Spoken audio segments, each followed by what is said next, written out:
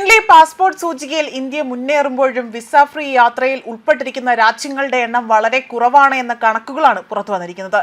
ഈ പട്ടികയിൽ നിന്നും ഇപ്പോൾ ഇറാൻ പുറത്തു കടന്നിരിക്കുകയാണ്. ഇന്ത്യക്കാർക്ക് ആകട്ടെ വിസാരഹിത പ്രവേശനം ഇറാൻ താൽക്കാലികമായി നിർത്തിവെച്ചുവെന്നും ഈ പുറത്തുവരുന്ന വാർത്തകൾ സൂചിപ്പിക്കുന്നു. പഠന ആവശ്യങ്ങൾക്കും മറ്റ് യാത്രകൾക്കുമായി തന്നെ ഇന്ത്യക്കാർ കൂടുതലായി തന്നെ ഇറാനിലേക്ക് യാത്ര ചെയ്യുന്നുണ്ട് എന്നും ചില കണക്കുകൾ പുറത്തു വന്നതാണ്. എന്നാൽ ഇറാൻ ആകട്ടെ ഇത്തരമൊരു നിലപാട് സ്വീകരിക്കാനുള്ള കാരണം ഇപ്പോഴും വ്യക്തമായി തന്നെ അവർ എടുത്തു പറയുകയും ചെയ്യുന്നുണ്ട്. എന്നാൽ മറ്റു ചിലരാകട്ടെ ഇറാനും ഇന്ത്യയും തമ്മിൽ നല്ല ബന്ധം കാത്തുസൂക്ഷിക്കുന്ന രാജ്യങ്ങളാണ് എന്നും ആയതിനാൽ തന്നെ ഇത് വലിയൊരു തിരിച്ചടിയാണ് നൽകിയിരിക്കുന്നത് എന്ന വിലയിരുത്തലാണ് അവർ പങ്കുവയ്ക്കുന്നത്.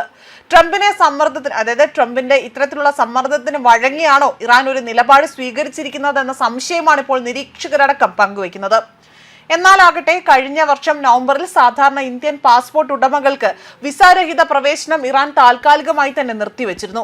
അതിന് അവർ തന്നെ നൽകുന്ന വിശദീകരണം ഇങ്ങനെയാണ്: ഇന്ത്യൻ പൗരന്മാർ ഉൾപ്പെടെ തന്നെ അവിടെ വലിയ രീതിയിലുള്ള വഞ്ചനകൾക്കും കടത്ത് കേസുകൾക്കും വലിയ രീതിയിൽ റിപ്പോർട്ടുകൾ ചെയ്യപ്പെട്ടിട്ടുണ്ട്. ഇതിനെ തുടർന്നുകൊണ്ടാണ് തങ്ങൾ ഈ തീരുമാനം എടുത്തിരിക്കുന്നതെന്നും ഇറാനിൽ നിന്നും ഇതിനു മുൻപും ഇത്തരത്തിലുള്ള സംഭവങ്ങൾ റിപ്പോർട്ട് ചെയ്തതായി തന്നെ വ്യക്തമാക്കുകയാണ് ചെയ്യുന്നത്.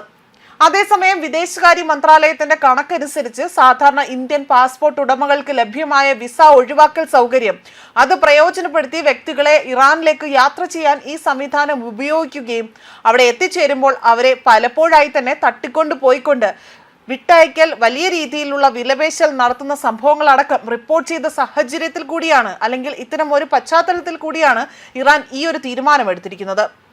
അതേപോലെ തന്നെ വലിയ രീതിയിൽ അതിന്റെ നയം മാറ്റുകയും ചെയ്തു. 2025 ഇന്ത്യൻ പൗരന്മാർക്ക് അറൈവലിൽ വിസ ലഭ്യമായിരുന്നു. 2026 അവിടെ വലിയ രീതിയിൽ ഇന്ത്യൻ യാത്രക്കാരെ ഓൺലൈൻ അപേക്ഷ, ഡോക്യുമെന്റ് അപ്ലോഡ്, മുൻകൂർ അനുമതി എന്നിവ ആവശ്യമുള്ള ഒരു വിസ സംവിധാനത്തിലേക്ക് മാറ്റി. മുൻകൂർ അംഗീകാരം ആവശ്യമുള്ള അവിടെ ലക്ഷ്യസ്ഥാനങ്ങളെ സൂചിക ഒഴിവാക്കുന്നതിൽ ബൊളീവിയ ഇനി ഇന്ത്യയുടെ വിസ ഫ്രീ പട്ടികയിൽ ഉൾപ്പെടില്ല എന്നത്, അതായത് ഇറാൻ ഇനി ആ ഒരു പട്ടികയിൽ ഉൾപ്പെടില്ല എന്നതാണ് വ്യക്തമാക്കിയിരിക്കുന്നത്. 2026 ഫെബ്രുവരിയിൽ ഗാംബിയയെ ഈ പട്ടികയിൽ നിന്നും ചേർത്തിരുന്നു. ഇതോടുകൂടി തന്നെ ഇന്ത്യയുടെ സ്ഥാനം ഇപ്പോൾ 56 തന്നെ ഉയർന്നു. ഈ കാലയളവിൽ മറ്റ് രാജ്യങ്ങൾക്ക് വലിയ ഇടിവ് നേരിട്ടതായും ഇവിടെ റിപ്പോർട്ട് ചെയ്യുന്നുണ്ട്.